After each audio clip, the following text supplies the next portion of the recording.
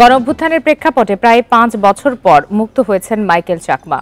কথিত আয়নাঘরে বন্দী থাকার পর ৬ আগস্ট তাকে চট্টগ্রামের একটি সড়কের ধারে চোখ বেঁধে ছেড়ে দেওয়া হয়।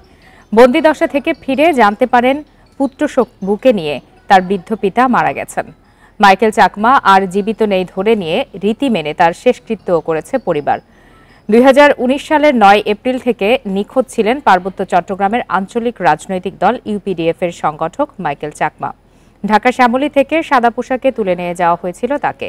৫ বছরেরও বেশি সময় ধরে তাকে আয়নাঘর হিসেবে পরিচিত গোপন বন্দিশালায় আটকে রাখা হয়। এ সময় ছিল না তার বাঁচার আশা।